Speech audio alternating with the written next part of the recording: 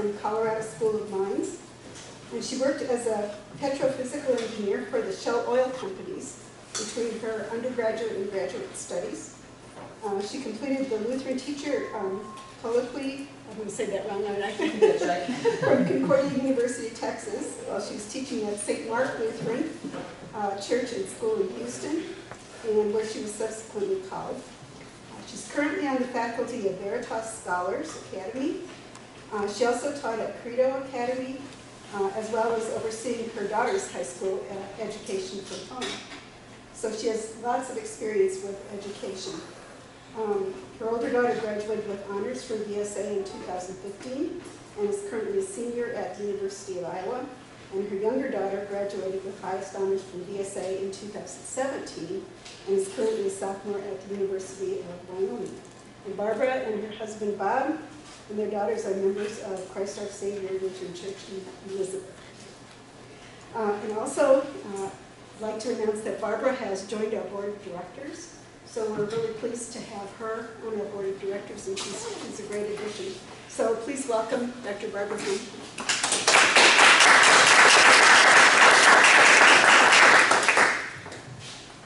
Get this screen up here. I have a great cartoon for you to start to take a look at.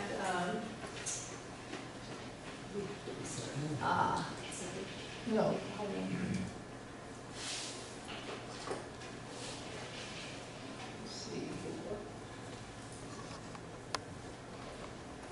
There we go. Yeah, so Charles Schultz reminds us of the value of thinking theologically in this little quip. So take a moment to enjoy that.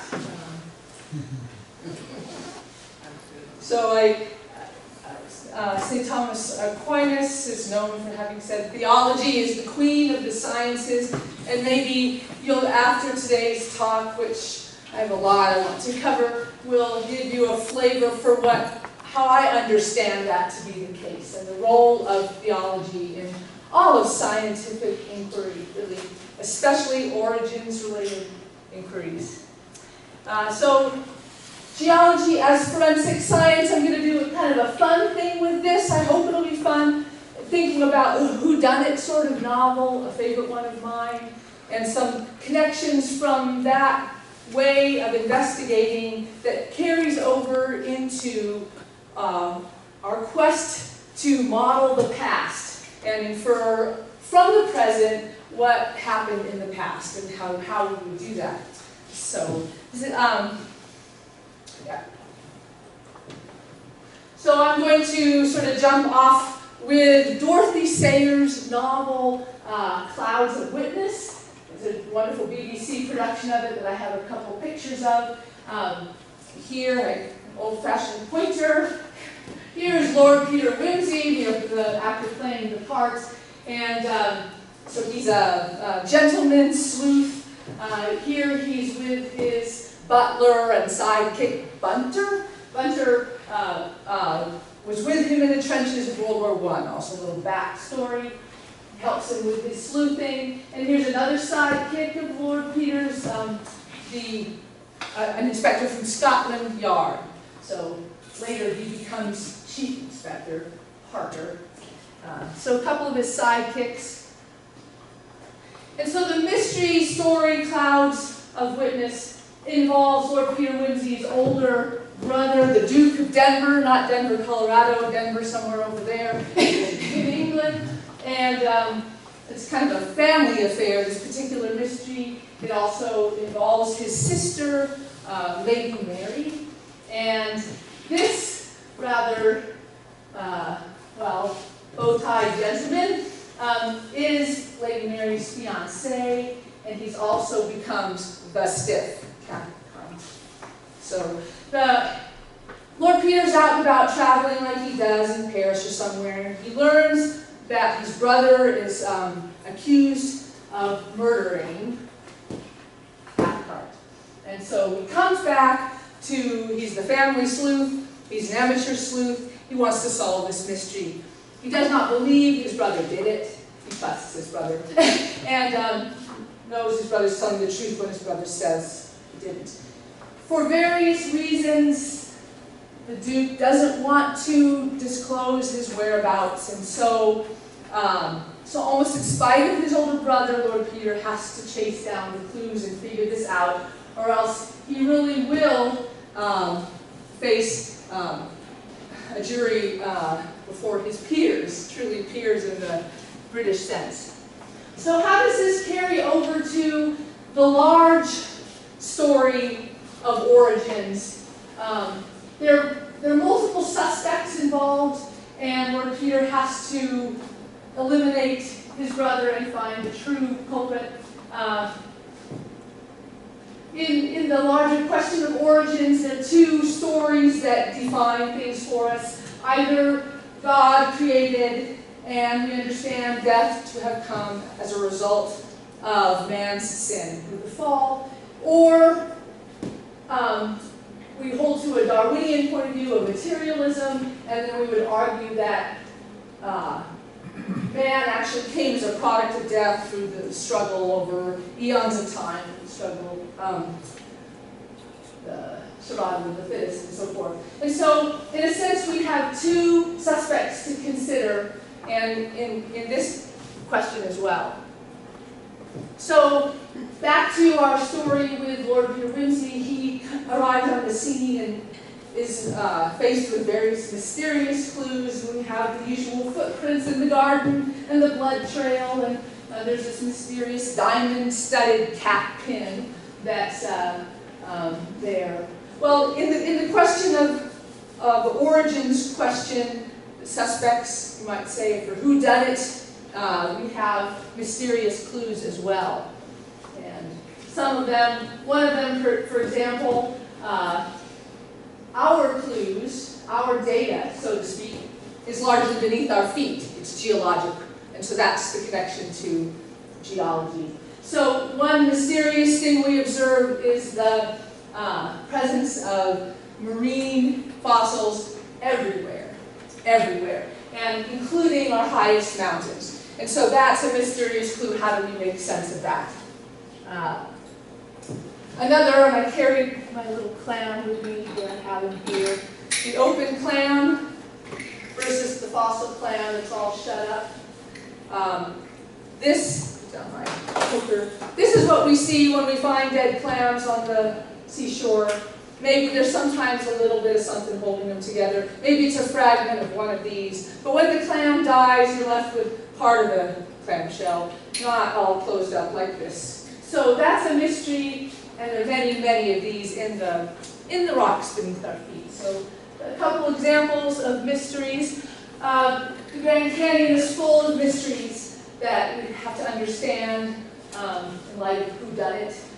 The layers and layers and layers of rock a mile deep exposed there. We have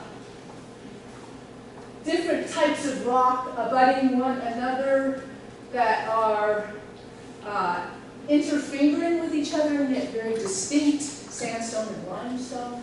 We have very steep canyon walls, and this, relatively speaking, little water running through the bottom of it. So understanding the Grand Canyon and the meaning of these clues, examples of the mysterious clues. So I love this flow chart. It might be familiar to some of you. When we think about forensic science, when we think about reconstructing the past from the present, we have data that sits kind of in the middle. And we come at it with making assumptions, and it's necessary that we do so. We can't go back in time and actually see what happened. We have to reconstruct it. And so the assumptions we make will necessarily affect the interpretation we get. There's no way around it. And it will end up being rather circular. There's no way around that either. You're looking for the most self-consistent story. And that's part of the game. And so for the crime scene, it's the clues at the crime scene that you're looking at. And so in a very simplistic way, if you exclude suspect A, you will not get suspect A. So if you exclude it off the bat, you'll never get him. If you exclude suspect B, you will not get suspect B. You'll get A or C or D or what have you. So when the data is the rocks and the fossils beneath our feet, Similarly, we come in with assumptions. And speak for a moment the larger story of origins again. If you come in with the assumption of pure materialism and God does not exist, then when you see as the data, we're here, aren't we? Human beings are here. So we're here, aren't we? What are you going to conclude? We must have evolved. Because you've excluded any other option. You're coming in as a materialist. You said God doesn't exist. On the other hand, if you say God created, and then you say, look, we're here, aren't we? You come out saying, well, see, he did create us. And the complexity of life is self-consistent over here, you know. And it is causes this loop to start falling apart. The amazing complexity of life that we're aware of. So more narrowly, we want to focus on the flood. That's back to the cartoon I started with. The theology will help us out. So if you are a materialist, surprising to you maybe, you will find yourself denying a global flood, regardless of the evidence for it. And why? Because it's in the Bible. And the Harvard evolutionary biologist Richard Watson is famous for saying, we cannot allow a divine foot in the door. So it's not surprising that a global flood would be disallowed. And it's okay on other planets. It's postulated Mars had one, even though there's no water there, by conventional scientists, but not on Earth. And so there's a not global flood assumption going in. So not looking at the data for that, will not see it. And so then Darwinism is a natural interpretation. This is so broken apart as a theory, it's hard for me to say it's ever reasonable. But if you excluded the flood, perhaps you could attach some merit to it. And then on the other hand, if we hold to the scripture, not Darwinism, the Ten Commandments God gave with his finger on tablets of stone directly to us. In 6 days, he made the heavens, the sea, the earth, and all that is in them. Then, when we look at the data, it's begging for a global flood interpretation. It really is. So, now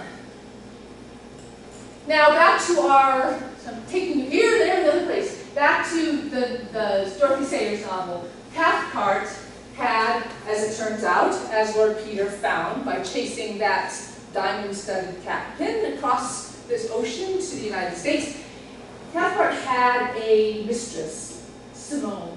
And Simone had dumped him on the evening before he was found dead in the garden with the Duke of Denver hovering over him and all that.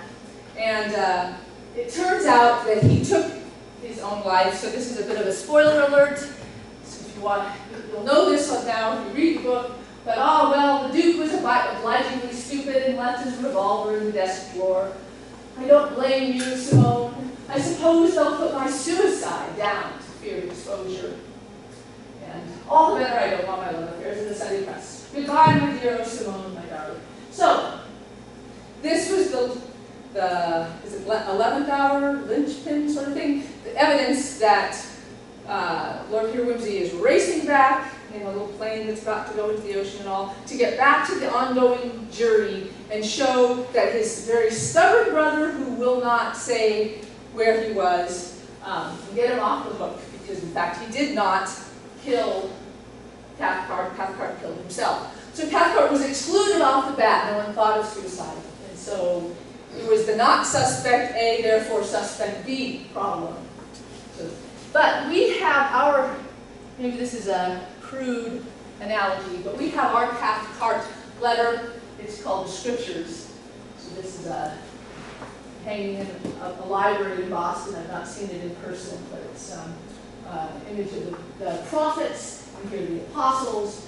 And so our foundation of our Cathcart letter, our eyewitness testimony, to jump ahead a little bit, is the testimony of the Scripture, including Genesis 1 through 11, telling us about creation and fall and flood and the confusion of languages and so forth, and Exodus 20:11 from the Ten Commandments, and all the testimonies, the miracles, and resurrection and so forth. So our Catholic letter is the scriptures, if you want to borrow that analogy. So you can see the allusion Dorothy Sayers is making to Hebrew. Great cloud of witnesses is what we have, whereas the story is about a fog because there are too many witnesses and they're not saying the same thing and they're hiding information and they're red herrings and everything. But, so Dorothy Sayers was a Christian and a theologian and an educator and a friend of C.S. Lewis and J.R.R. Tolkien, just a very interesting person. But there's a bridge now over to faith. We know faith comes by hearing, hearing by the word of Christ. So is there a place for faith in science?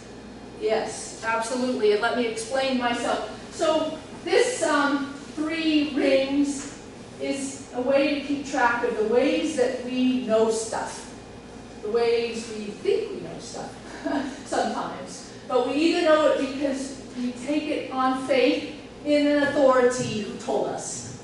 Or we have thought for ourselves. That's observation. Or we reason our way there. And somewhere in the middle, these things cohere. Because truth is singular. There's only one thing that's true. And so we want to think both scientifically and theologically about reconstructing the past because truth is what we're after.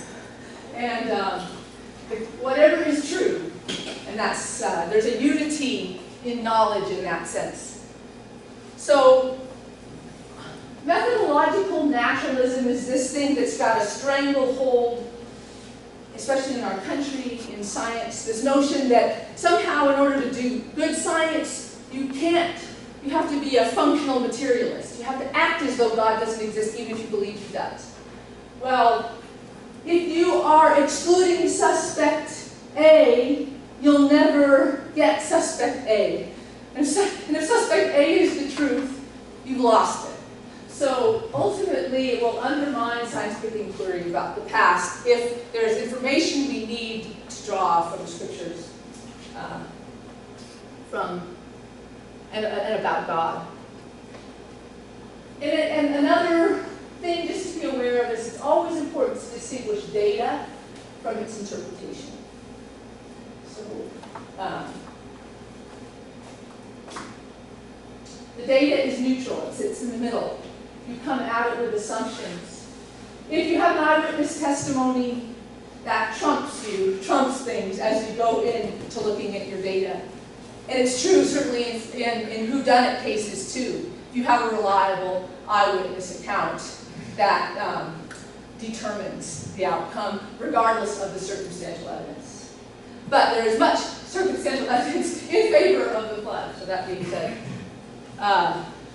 So what is the scriptures, how does it inform us about the past? It's so important as we try to reconstruct it in a truthful way. Well, there are these discontinuities in the past that this world is really lost to us.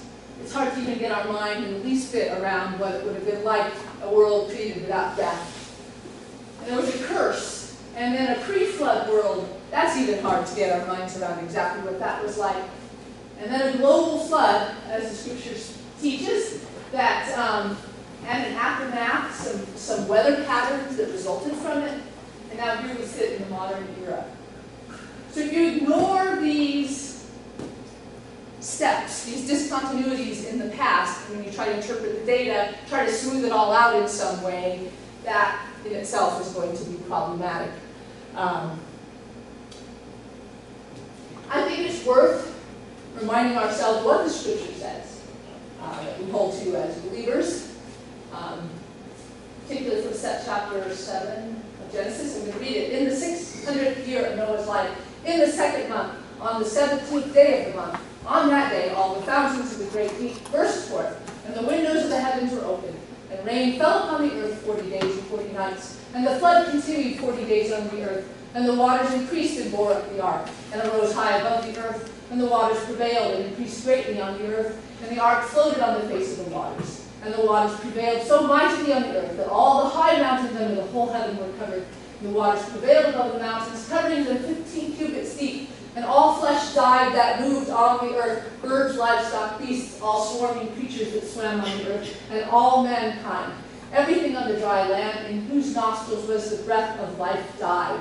He blotted out every living thing that was on the face of the ground, man and animals and creeping things and birds of the heaven. They were blotted out from the earth. Only Noah was left, and those who were with him in the ark. And the waters prevailed on the earth 150 days. There's your Cathcart letter. So, what did this look like? All the fountains of great deep bursting forth and the windows of heaven opening. Well, probably a fair amount of tectonics.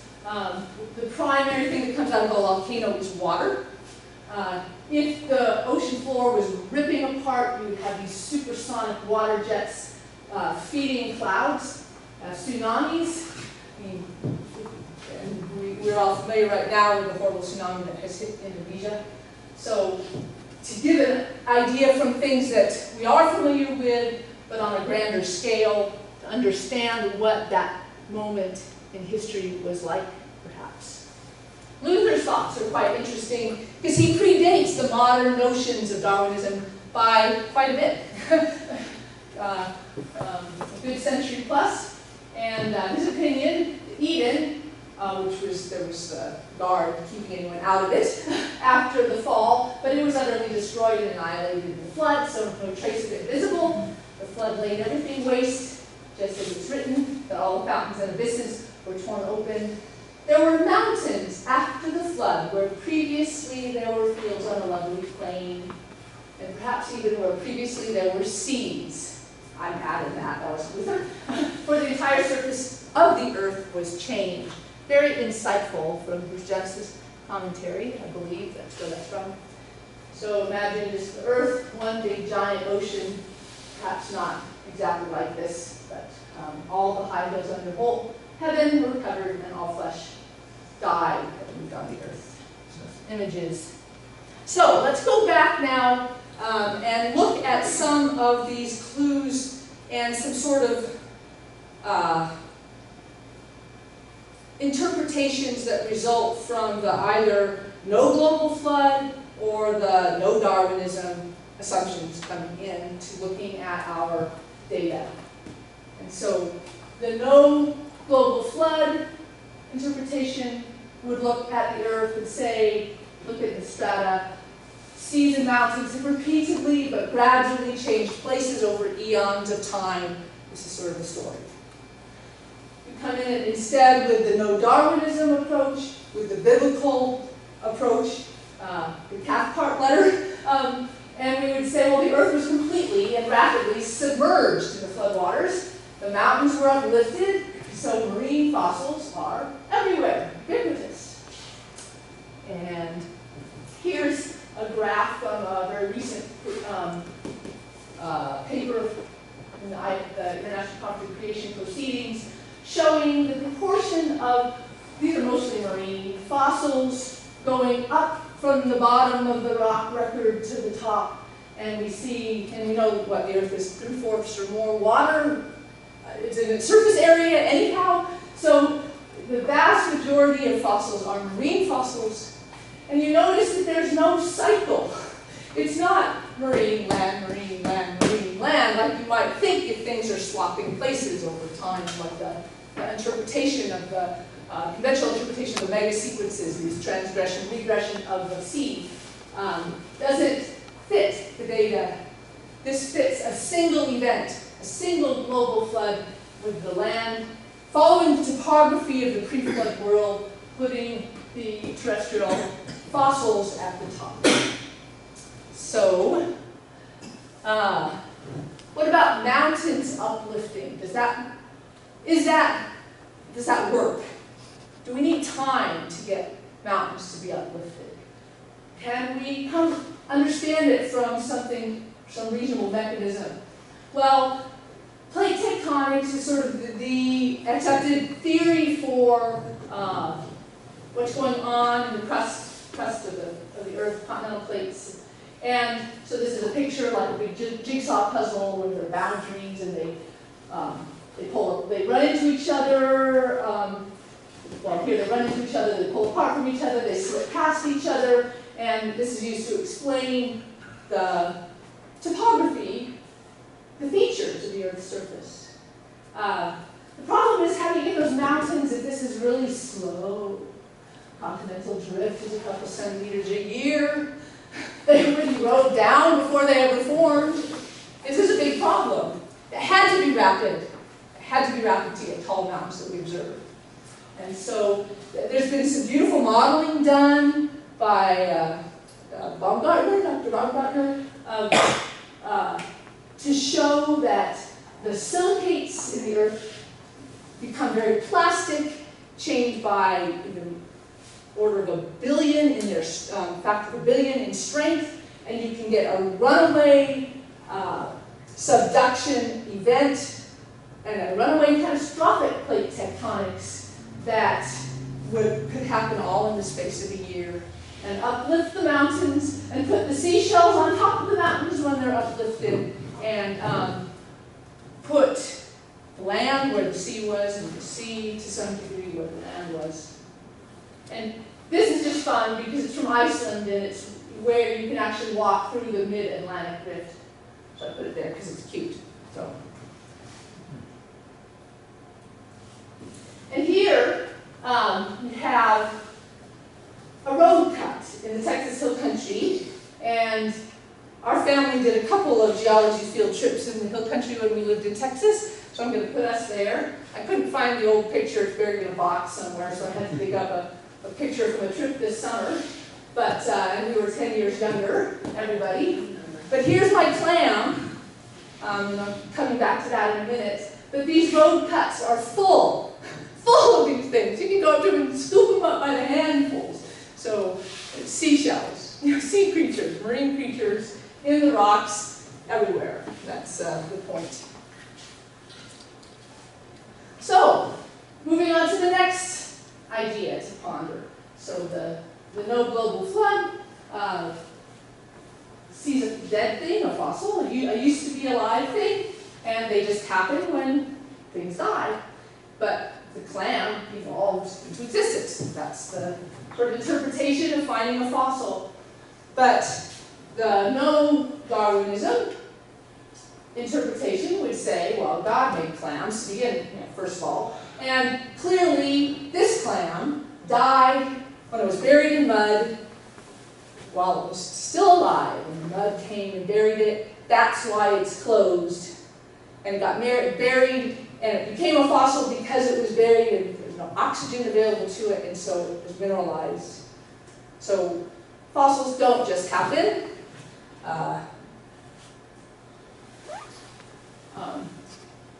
They show often catastrophic burial. These are jellyfish preserved in rocks. Can you imagine a jellyfish being preserved apart from getting quickly buried while it's still alive in mud, and in the absence of oxygen, maybe you could get something like that. It's so hard to imagine. Leaves with their delicate structure. These are pointing to a catastrophic burial, not an attrition. And a lot of people have in mind that somehow fossils come about by attrition. Here's our jellyfish and its fragility. When it dies, it gets eaten, right? It's gone. So it doesn't hang around to become a fossil. And leaves decompose to dirt. This is what ordinarily happens. Fossils don't just happen. They need special conditions like a flood. And anyway, I'll get there. More evidence to consider from the Grand Canyon, familiar to many of you who know of this. Steve Austin is the geologist who studied these creatures. They're uncoiled nautilus, it is called nautiloids, and their fossils are found in the red-walled limestone there, which has been a bed that's at least 5,700 square miles in extent, and where it outcrops and you can look, you can get an idea for how many nautiloids died in that giant school of them, and something like 17 billion, I tell you, this was a school of metalloids, and they died when they were rapidly buried, you know, in mud. It was a mass kill event. Is there a mass kill event we can think about when we read our Cathcart letter from Genesis that would explain such a thing? Dr. Anderson, in the talk he gave last spring, referred to hadrosaur stampedes, and so I had to explore that a little bit and pull this into the talk. And up in Alberta, some public digs mapped out the finds of 3 beds that were primarily hadrosaurs. These are these duck-billed dinosaurs. And so these are the 3 beds. And here you see that this bed had 500 animals represented.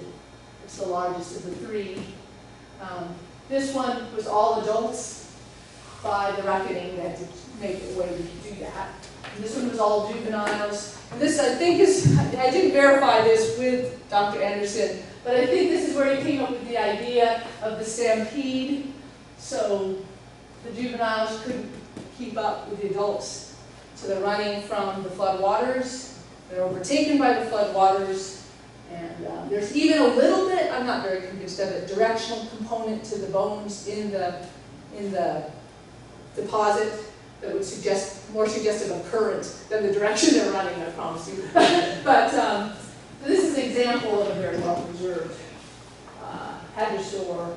It's a very particular Canadian one, the Mosasaurus, right? But just the number of creatures, can you imagine this? These herds of hadrosaurs. Anyway, overtaken by the floodwaters. So the next piece of data to consider, or next category of data, would be to look at some of these rock layers, like what are exposed in canyons, like the Grand Canyon. So we're coming at it with our no global flood, and most rock layers form from sedimentation in placid seas over eons of time, and sometimes it's the sea, and sometimes it's the land. And this is what it comes about from. The no Darwinism assumption would see this as dynamic, sediment-laden flood waters that form the vast majority of rock layers and forms it quickly. So quickly, like the catastrophic plate tectonics is necessary versus the gradual to explain the uplift, the high mountains. Here, we have to have rapidly laid down sediment layers to explain what we see in the rock layers. So here's this cutaway of the Grand Canyon. Just for those of you who aren't really geologically inclined, this is how we see these sediment layers because it cuts open so that we can see them. And focusing in on that little patch I showed before, we have a big red wall limestone and this Cambrian, anyone want to help me pronounce MUAV? Moab? Is that right? The Cambrian Moab. Supposedly there's like a 500 million year gap between this and this. I see them interfingering. The beds are interfingering. How could there be a huge gap between them? This is a fairly common thing to consider. If you're going to claim that there was some kind of erosional surface and a huge amount of time in between, you're not going to see beds interfingering. So that's something to point out. And this image comes from more work by primarily Steve Austin at Mount St. Helens. Here's a person for scale. Here's a canyon carved this away, and I'll explain why there was a canyon in a second. But all of these rocks were deposited within hours, 25-foot sequences, and the whole deposit between 80 and 82. It's documented, it's true. It came from the pyroclastic flow when Mount St. Helens blew. looks like, oh, can I assign a, 100 years, a million years, or a billion years to all these sediments? No, laid down immediately. It's a hydrodynamic phenomenon, not a time phenomenon. So now the canyon itself, the no global flood, there's a river at the bottom. You say, well, the Colorado River cut the Grand Canyon over eons of time. Really, that river has been there for that long, cutting that canyon that vertically. I don't think so. The canyon would not look like that. The river wouldn't hang around. Not if the seas are changing place with the land over eons of time to get the rock record that's exposed there. Makes no sense. But you've excluded the global flood. You don't have a mechanism, so you look at the river and attach that as your mechanism for cutting it. Whereas the no Darwinism interpretation, the I believe what the scriptures say interpretation, can understand this as a catastrophic breaching of a natural dam. Because you would have had water caught in inland basins after the flood. And if there was a natural dam holding that water in, it would be big lakes like Great Salt Lake. And if you had a natural dam that in a high runoff year suddenly gave way, an enormous amount of water can rapidly cut through and give you something that looks like that. And deposit a bunch of sand at the other end, which is found also. And they're such interesting work that, so these two maps, this would be, get them right. One of them is if you go around and be a geologist and map what look like paleo shorelines. I think that's this one. And one would be what you would get if you used your GPS and filled in the hole. So if I back up to this picture for a second, just sort of filled in, back up the gorge, filled in the gap where the water would come through, just filled it back up with dirt, sort of in a mental experiment, and then infilled the lake you get. And there's just such an amazing match between those two. I find it very convincing. Not all creation geologists accept this, but I'm rather impressed by it anyway, as a model. So a post-flood catastrophic drainage of flood runoff is what carved the Grand Canyon in this interpretation of the data. So this is a picture of the lake. This is actually a photo called Spirit Lake. Aren't they all called Spirit Lake? Up near the top of Mount St. Helens, it lost its top. And it blew and it turned all the trees into toothpicks. And here's that water plugged up with debris, and you wait a year or two, and there's a high runoff, high snow year, and the water comes through, there's the mud lying on the trees, and the sticks are hauled down river, and a canyon is carved like that. And this is showing where that other picture was with the person standing in front of the layers of rock carved catastrophically by running water that's from a natural dam that gave way. It's small compared to the Grand Canyon, but the global flood was a much bigger catastrophe. So that's not surprising. Next piece of data, so this is a whirlwind, I tell you, but I hope you'll go away convinced that you're on really good, solid ground when you say you believe in creation geology. So anyway, the next one, you've got the no flood interpretation, assumption, and fossil record in the geologic column.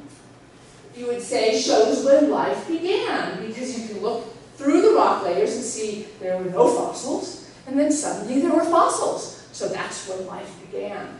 Or you come at it with the no Darwinism assumption, and you say, no, there were no fossils because there was no death. And now there are fossils, and there are lots of them, and they're because of the mass kill caused by the global flood. So this picture is showing these various rock units at the associated with the Grand Canyon. And there's one on the bottom called the Great Unconformity. There's the red wall limestone and the noir that I referred to before, but this is a different location. Here also is the Great Unconformity. You can see it underlined.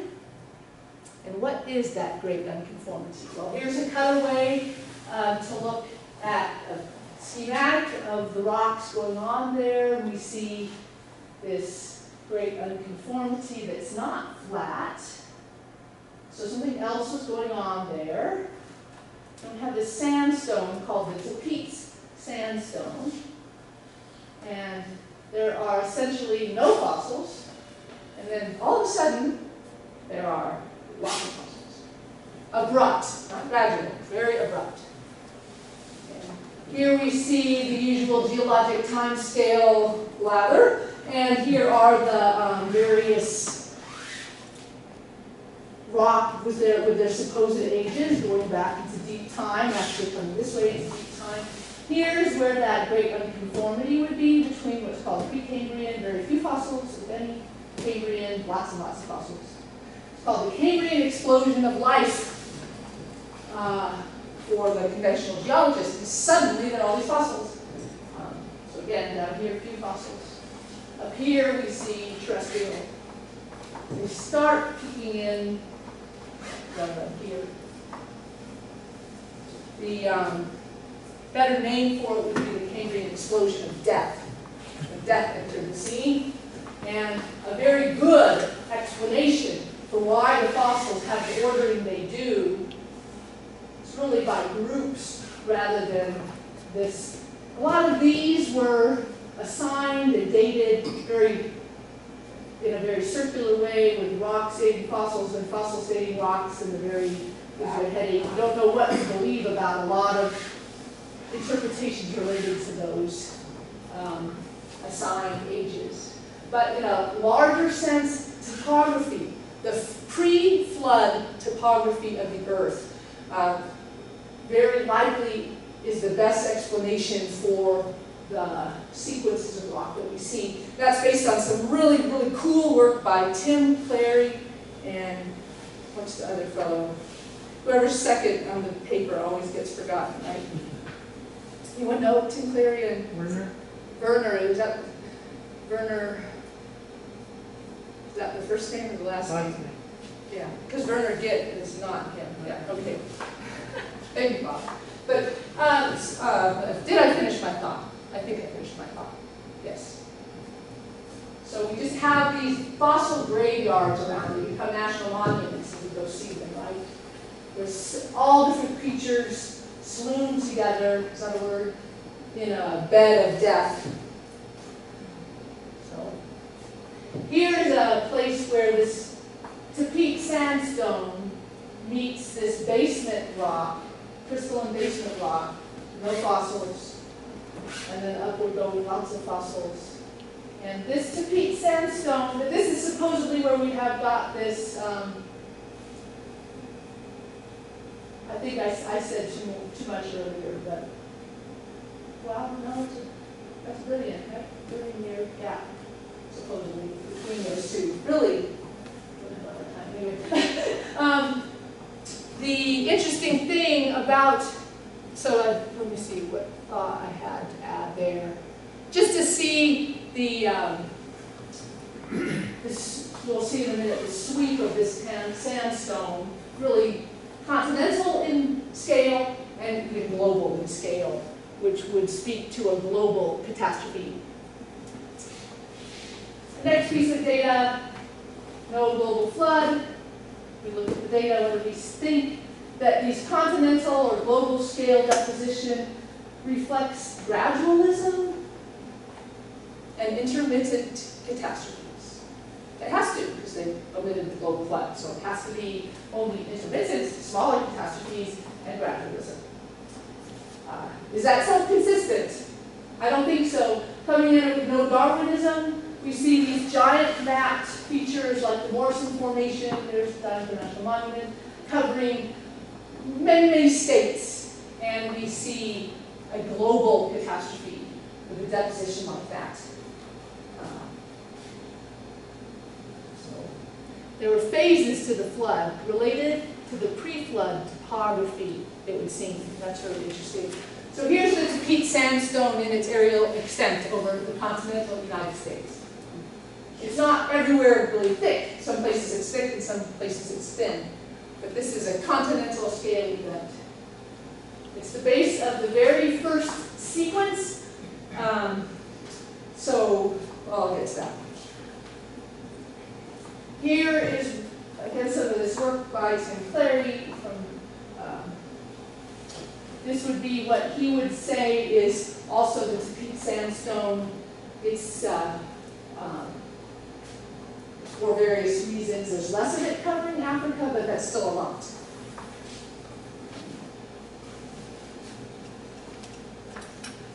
So if we want to try to detach ourselves from this pre-Cambrian relations clearing, et cetera, where the circular reasoning has gone on so long, dating the fossil by the rock, dating the fossil by the fossils, to where you don't know what to believe, we can sort of jump it and go to the mega sequences, or sequences that were put forth by a fellow named Sloss. And he was an American geologist, oil field, interested in finding oil, using seismic and oil data to correlate globally. And Tim Clary has now built on this with a lot more data. It's very, very impressive. I'll show you that in a minute. But these sequences are really just based on stratigraphy, that's the rock that you find, and seismic, without any of the circular dating by the fossils, dating rocks by the fossils and fossils by the rocks. And Sloss gave them American names, Native American tribes. That's where those come from. Sauk, Tippecanoe, how do you pronounce the next one? Cassia. But I have our little hadrosaur, our duck-billed dinosaur here toward the top. The giant coal deposits, like the ones in Wyoming, are associated with Absaroka. Here's all marine fossils. And so some of Clary's work, 1,500 well logs, painstakingly meter by meter by meter, fed into this giant program. So he knows all the rock types sequenced for all these depositional mega sequences in North America, Africa, and South America. And what's so really interesting about that is that if you add them up, sock plus sock plus sock, etc., the tallest one collectively is the Zuni. So he interprets that to be when the waters prevailed on the earth at the 150-day point, which is really interesting. So that's definitely do distinguish your data from interpretation here, though. But it's a very clever thing, and I wanted to share it because I thought it was fun. And I throw out plundering the Egyptians. That's due to Augustine and City of God, where, boy, did he plunder the Egyptians with the data that he must be available publicly to do this analysis. Really impressive.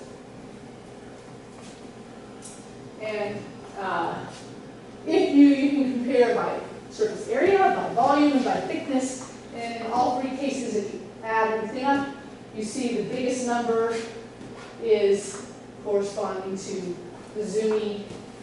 And so that's, again, this idea, interpretation that perhaps is the one peak sea level. Rather than sea level rising and falling and rising and falling over history, it peaked once.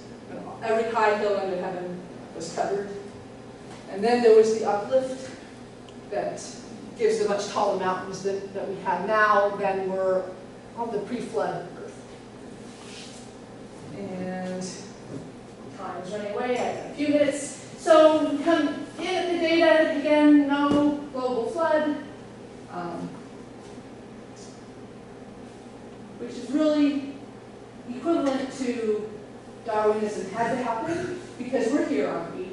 And God doesn't exist. So that's all part of this assumption coming in.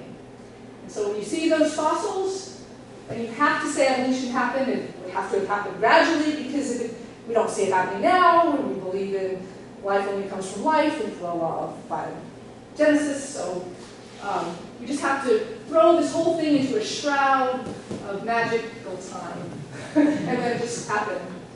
Despite all the complexity of life, screaming at us that it can't happen from every argument you can make. But you've excluded the truth, and you're stuck with what you've got. Here you come at it, no Darwinism, Scripture is true, the fossil record in the geologic column is all the same age.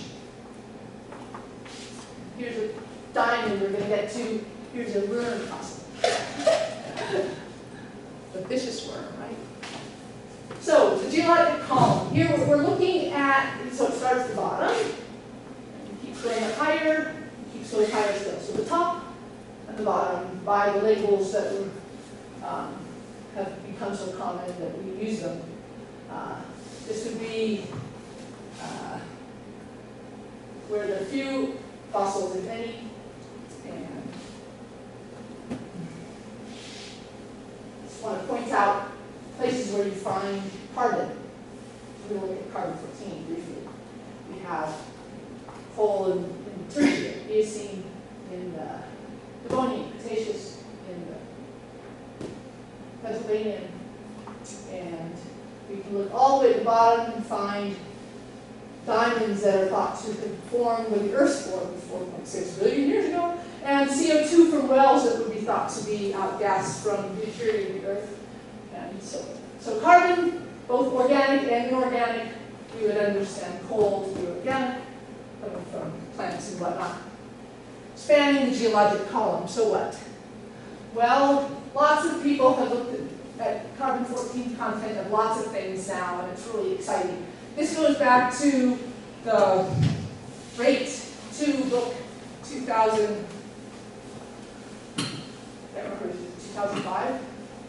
Or is it later? Around that time, where Baumgartner, same person who did the catastrophic plate tectonics modeling, had a contribution where he took samples of coal from the coal database, the U.S. coal database, and had them set to have the carbon-14 content measured, and this was radical at the time. Now we're getting comfortable with it. But why was it radical? Because even if Earth were pure carbon-14, not one atom would be left after 1 million years. So if you find carbon-14 in significant amounts all across the geologic column, then you're saying the Earth is less than 1 million years old, and that even in itself is radical for the no global flood folks.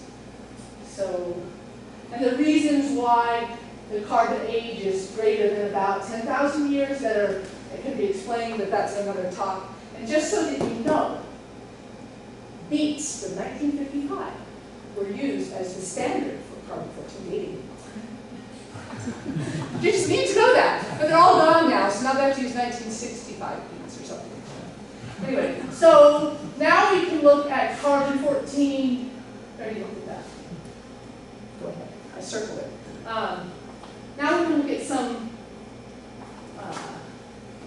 carbon-14 in dinosaurs, which no one would look for because they're supposed to be 65 million years old. But even if Earth were pure carbon-14, not one atom would be left after 1 million years old, so no one would look for carbon-14 in dinosaur fossils. But lo and behold, it's got a lot of it. And there's our Edmontosaurus, a hadrosaur duckbill fellow, and circlet. Yes. You can leave the dinosaurs and just look at, seashells and fossilized wood, buried together, by the way, seashell and fossilized wood, same deposit. You can analyze the carbon-14 content there, and it's significant too. So now let's look at CO2 gas. This was an article that came out very recently in the CRSQ about CO2 gas in Colorado. If we were in Colorado, so it's kind of fun. And there's, lo and behold, there's lots of carbon-14 in the CO2 gas, which is supposed to be totally lacking any carbon-14 by the conventional model of its origin. And we also, going back to rate, and since then also diamonds extracted from mines. Africa have significant carbon-14, and these are very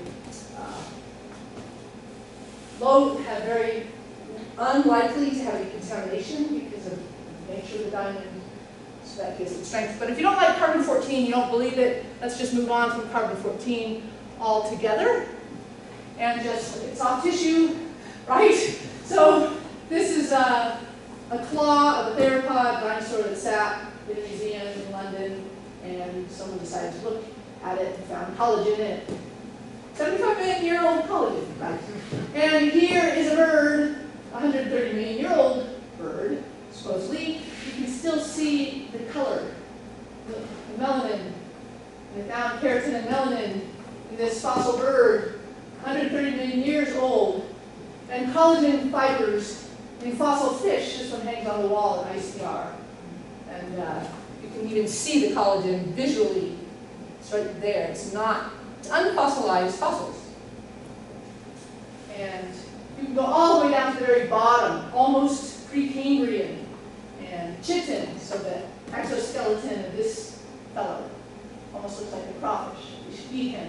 But 470 million years ago, really? And half a billion years ago, for these fossil beard worms.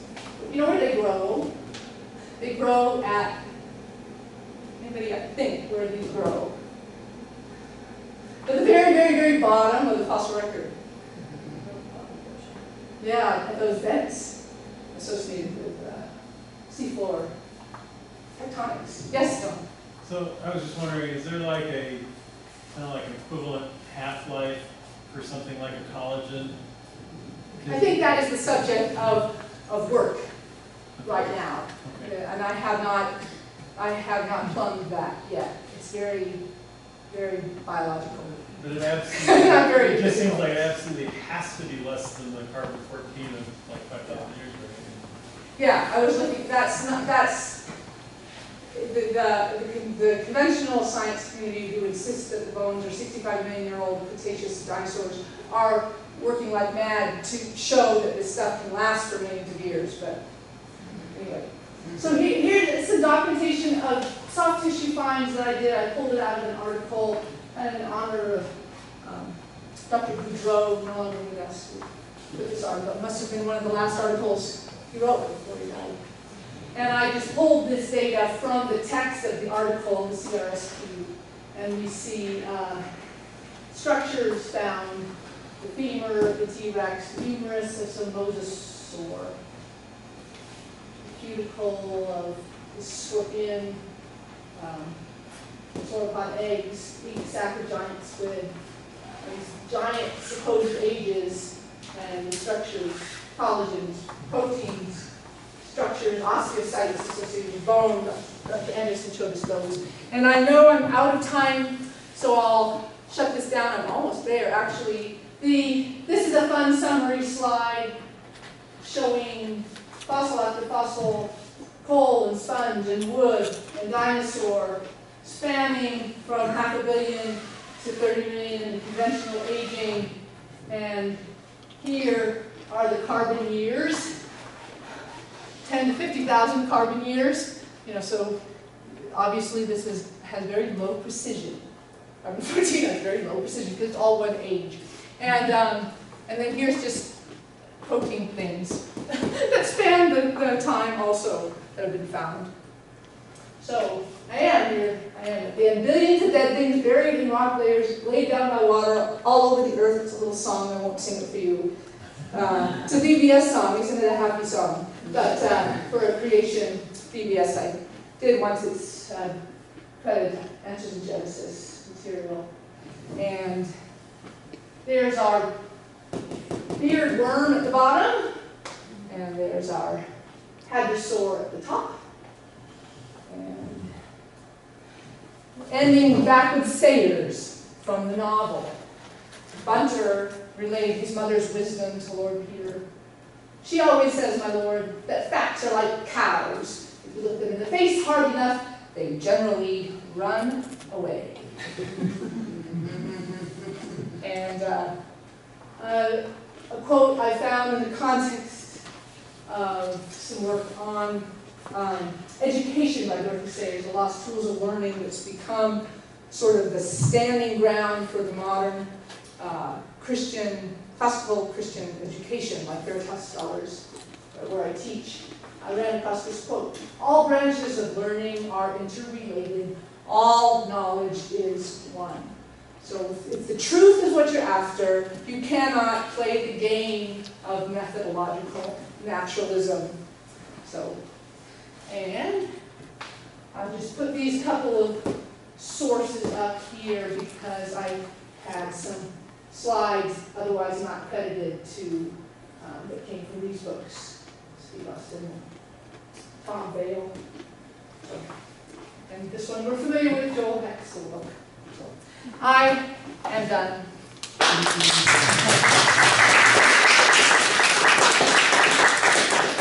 Questions? Any questions?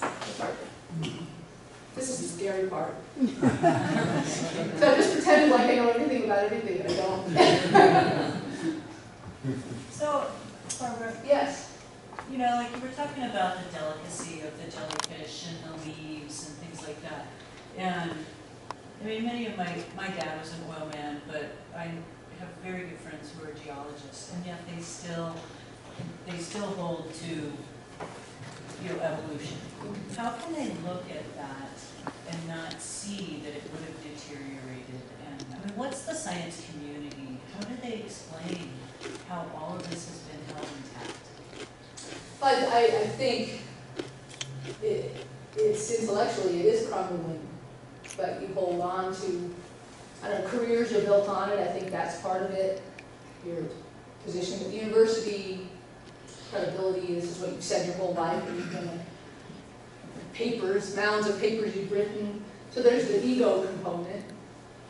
And then there's the, you know, like we're all familiar with the accountability component. If you acknowledge God's existence and you acknowledge this, it's very, very offensive, the flood. I mean, the only thing more offensive is the cross. You know, who wants to look at that and face a God who judges sin like that? To decimate the whole world and to decimate his own son, you know. And that's what gets him off the hook, right? Because now we're rescued. But so that's a big problem for people. But then there are Christians, and that's where I'm at a loss. There are Christians who are geologists, and they won't see it. They'll even mock the scriptures. I hear it. Oh, you don't really believe. You know, I read Genesis 7. I do believe it. You know, but they'll mock it. Oh, you can't possibly believe that.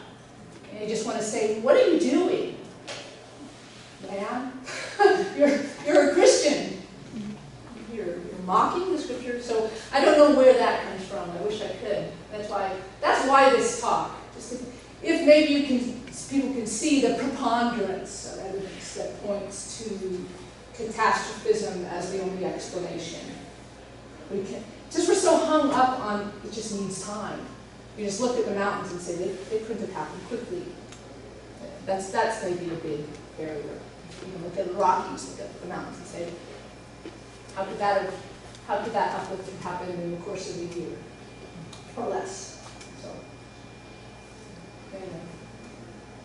And I think there's one other factor in that too, that as we study things, you know, for years, decades, and so forth, we develop all this background, and this evolves, and the amount of learning that you have, and you keep building on it, and you find something that's in conflict with it, you want to cast that aside because it doesn't fit that mass of stuff that you've accumulated. You know, I mean, you could even tie that back to fairly recent. Thomas Edison was a big pusher of direct current. He thought that you couldn't operate electric systems without direct current. Right. And he built his whole system around it and so forth. Then Tesla comes along and says, no, we can have alternating current. Yeah, Well, it's a lot better. The two of them didn't get along very well. No. And so you know, the human mind categorizes stuff like that to where you just want to discard anything that doesn't fit your preconceived or conceived notions. Well, and that there is a spiritual component in another sense too. The faith comes by hearing. You know, why did in the novel? Why did Lord Peter know his brother didn't do it? Because he trusted. He knew his brother. His brother would not lie. His brother would not kill, or at least not kill and then lie about it. He just knew his brother. So there was a trust there that came from knowledge of the person. And so, you know, there's an analogy that faith comes by hearing. You know God through the scriptures, and that will change a mindset, because that's what God's word does. Yes, Don? I think I remember hearing within the last year or two or something that even the secular geologists don't believe this story about the Colorado River having carved the Grand Canyon. I mean, after all, the river had to flow uphill for a while until it, you know, carved it down